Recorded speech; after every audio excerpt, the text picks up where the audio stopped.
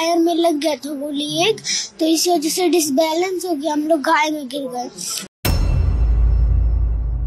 तारीख होती 9 जून 2024। भारतामध्ये एकीकडे पंतप्रधान पदाची तिसऱ्यांदा शपथ घेत असलेले नरेंद्र मोदी आपल्याला टेलिव्हिजनवरती दिसत होते। त्याचबरोबर दुसरीकडे भारत आणि पाकिस्तान यांचा क्रिकेटचा T20चा सामना रंगला होता। सगळ्या भारतीयांचं लक्ष दोन घटनांकडे होतंच, पण त्याचबरोबर तिसरी एक घटना होते ती म्हणजे जम्मू आणि काश्मीर मधला एक छोटासा भाग आहे ज्याला रियासी असं म्हणतात। या जागेवरती आतंकवादी म्हणजे दहशतवाद्यांचा हल्ला होतो आणि तो एका अशा बसवर होतो ज्या बसमध्ये तब्बल 40 ते 43 हिंदू प्रवासी प्रवास करत होते। आता मी हिंदू हा शब्द जाणून बुजून वापरलाय, याचं उत्तर तुम्हाला संपूर्ण व्हिडिओ ज्यावेळेला तुमचा बघून होईल तेव्हा तुम्हाला समजेलच।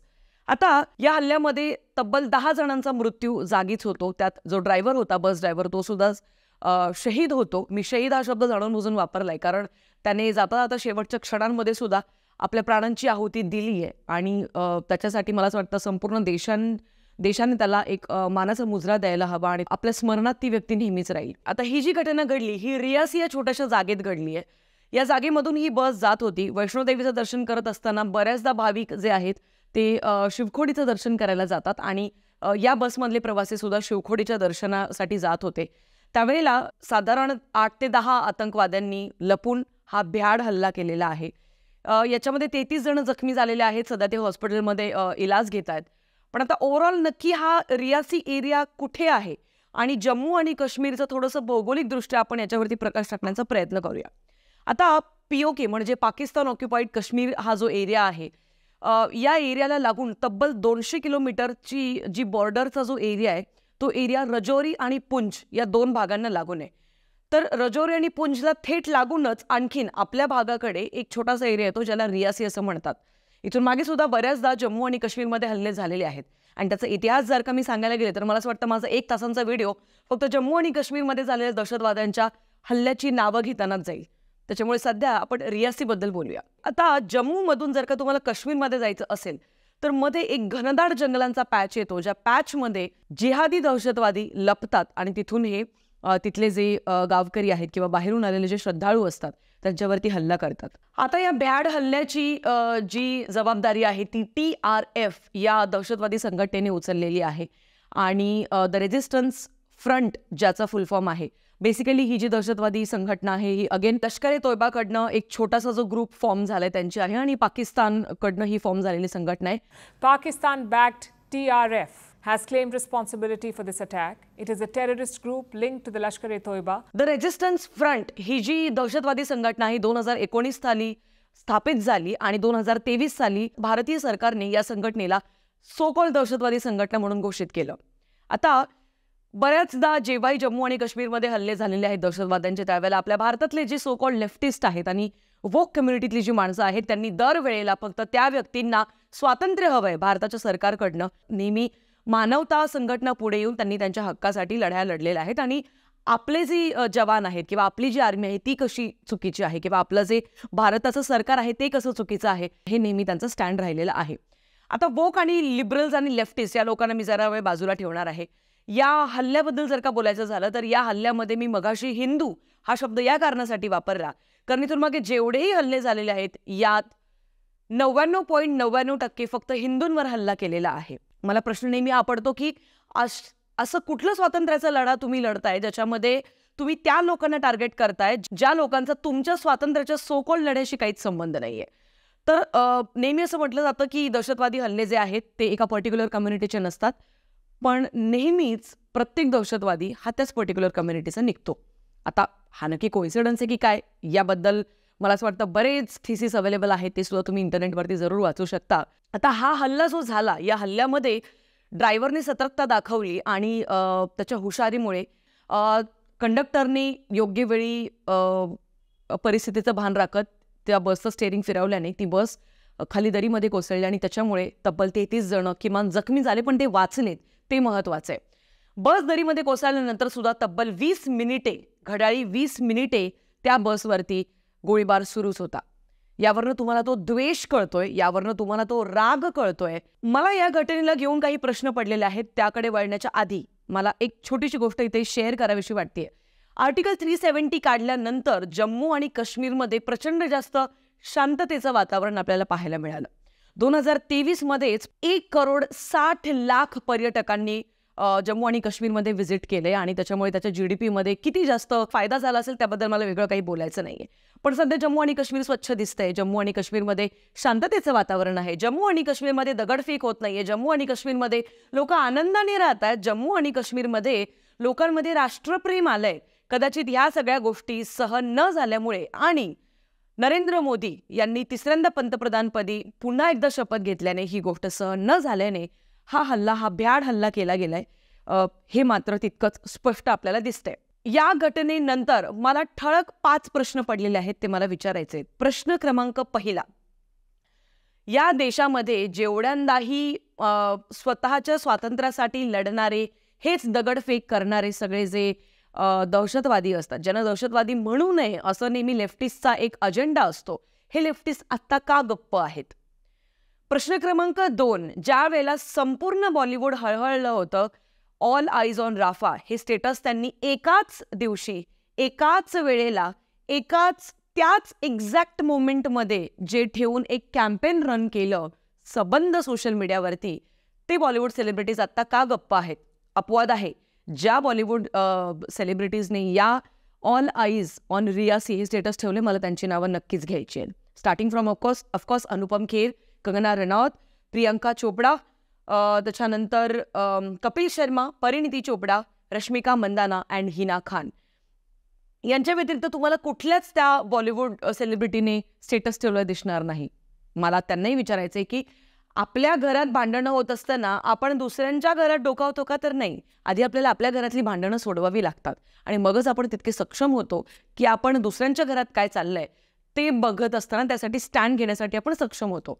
त्याच्यामुळे नक्की आपल्या देशामध्ये जेव्हाही दहशतवादी हल्ले झालेले असतात त्यावेळेला या बॉलिवूड सेलिब्रिटीजला दिसतच नाही का बाबा रे, किंवा मूग घेऊन गप्प बसण्याची सवय का आहे, हे मला विचारावं असं वाटतं.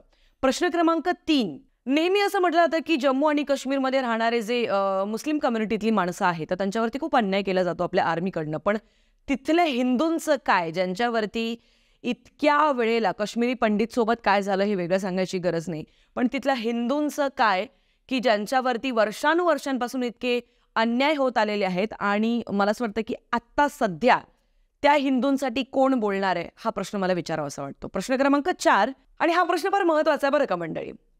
प्रत्येक छोट्या छोट्या गोष्टींसाठी बीजेपी विरोधात बोलणारा विपक्ष आत्ता का गप्प आहे? आत्ता ममता बॅनर्जी का काहीच बोलत नाही? आता राहुल गांधी का काहीच बोलत नाहीये? आता विपक्षातला कुठलाच माणूस का काहीच बोलत नाहीये? मे बी लाईक ते अशा कुठच्या एरियामध्ये असतील, दुसऱ्या ग्रहावरती सध्या गेले असतील की त्यांना कळतच नाही की अरे आपल्या देशामध्ये असं काहीतरी घडतंय बुवा. सो मला नेहमी असं वाटतं की जे विपक्ष आहे ना, त्यांनी जर का त्यांचं काम विपक्षपणाचं योग्य ठिकाणी जर केलं असतं तर देशाच्या सुरक्षेचा प्रश्न आज या थराला पोहोचला नसता.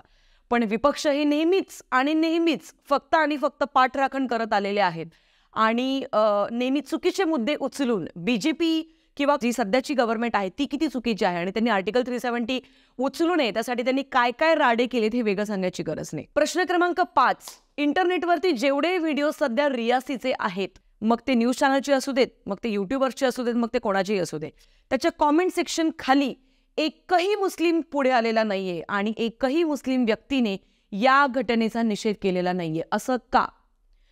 मला हा प्रश्न खूप महत्वाचा वाटतो.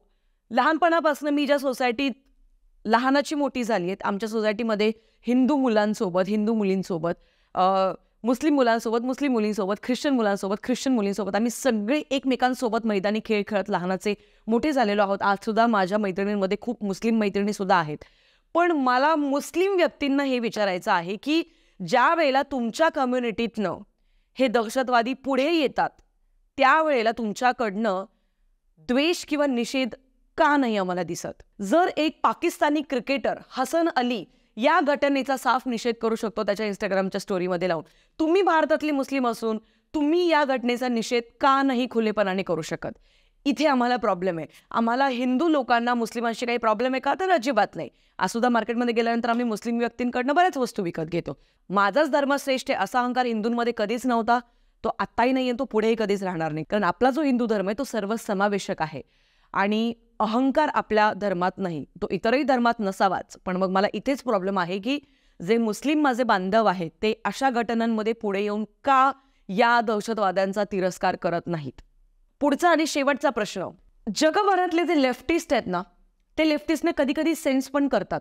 जर का तुम्ही इंटरनेटवरती काही फॉरेन कंट्रीजमधल्या लेफ्टिस्टचे काही जर का आर्ग्युमेंट्स ऐकलं तर कधी कधी तुम्हाला असं वाटेल की नाही बरोबर आहे यार, म्हणजे पर्यावरणासाठी हे लेफ्टिस्ट किती छान स्टँड घेतात, किंवा काही गोष्टींमध्ये हे लेफ्टिस्ट ना, I mean these people are actually making sense. But when it comes to our country, when it comes to India, when it comes to Bharat, त्यावेळेला आपल्या भारतातले जे लेफ्टिस्ट आहेत ना, त्यांची 100 99 मुद्दे फक्त अँटी बीजेपी आहेत. यांच्या बोलण्यात किंवा यांच्या आर्ग्युमेंटमध्ये काहीच सेन्स नाहीये, काहीच तथ्य नाहीये. सो मला सगळ्या लेफ्टिस्टने विचारायचं की आत्ता तुम्ही आंधळे का झालेला आहात, आत्ता तुम्हाला का बोलावं असं वाटत नाहीये या विषयांबद्दल. सो जेवढी लेफ्टिस्ट युट्यूबर्स आहेत की जे स्वतःला सोकॉल्ड राष्ट्रप्रेमी असं म्हणवतात, ते आत्ता या विषयावरती गप्प का आहेत? सो मी थेट बोलते ध्रुव राठीसाठी, आणि मी थेट बोलते अजूनही सगळ्या लेफ्टिस्ट युट्यूबर्ससाठी, की मला असं वाटतं की you have to be neutral, right? You have to be centrist. So बनवा ना, ह्या विषयावरती सुद्धा व्हिडिओ बनवा, आम्ही आहोतच की तुम्हाला सगळ्यांना सपोर्ट करायला.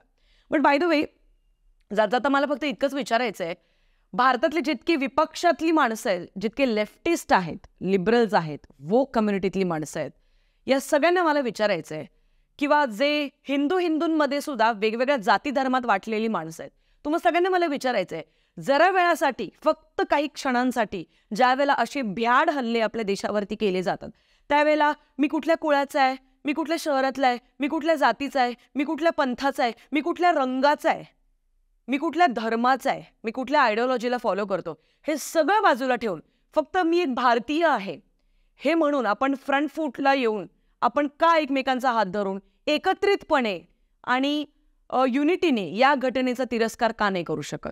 म्हणजे या व्हिडिओतनं मला हिंदू आणि मुस्लिम याच्यामध्ये काही द्वेष पसरवायचा आहे तर अजिबात नाही. आणि जर तसं तुम्हाला वाटत असेल तर आय थिंक प्रॉब्लेम तुमच्या थिंकिंगमध्ये आहे. कारण इथे मी काउंटर करते अशा भ्याड हल्ल्यांना, जे हल्ले नेहमी जम्मू आणि काश्मीरमध्ये हिंदूंवरती झालेले आहेत. मग ते हिंदू जम्मू आणि काश्मीरमधले स्वतः राहणारे असू देत किंवा बाहेरून दर्शनासाठी आलेले असू देत. मला असं वाटतं दिस इज हाय टाईम राईट नाव. आणि पंतप्रधान मोदीजींना मला सुद्धा विचारायचं आहे की आत्तापर्यंत तुम्ही सुद्धा का गप्प आहात? या घटनेवरती आम्हाला तुमचं भाष्य ऐकायचं आहे. And we want strict actions against these cowards. Well, this was all about this video. आणि आय थिंक 3 दिवसात 3 भ्याड हल्ले केलेले हे जे नपुंसक जिहादी आहेत ना, आतंकवादी आणि दहशतवादी, यांची पात्रता काय आहे आणि हे कुठे स्टँड आउट होतात हे अमेरिकेनं पाकिस्तानवरनं हात काढून अमेरिकेनं दाखवलेलंच आहे. पण आता मला असं वाटतं की आपण सुद्धा आपल्या पद्धतीने त्यांना एक रिप्लाय करायला हवा. सो हा व्हिडिओ जास्तीत जास्त लोकांपर्यंत शेअर करा जर तुम्हाला योग्य वाटत असेल तर. आणि तुमचं काय मत आहे, जर तुम्ही माझ्याशी सहमत असाल तर कॉमेंट सेक्शनमध्ये #AllEyesOnRiasi असं टाकायला प्लीज विसरू नका. भेटूया पुढच्याच अशा एका व्हिडिओमध्ये. फक्त आपली जात बाजूला ठेवा, धर्म बाजूला ठेवा, सगळं बाजूला ठेवा आणि आपण भारतीय आहोत हे फक्त डोक्यात ठेवून हा व्हिडिओ शेअर करायला विसरू नका. भेटूया पुढच्या व्हिडिओमध्ये. तोपर्यंत पीस आउट. वो 2 टेररिस्ट दिखे, एक तो इधर विंडो की साइड से पहले अटैक किया उसने, तो मैं बेहोश हो गई. उससे अटैक से 5-6 राउंड गिरने के बाद एक बड़ा पत्थर में जो है बस फंस गया और रुक गया.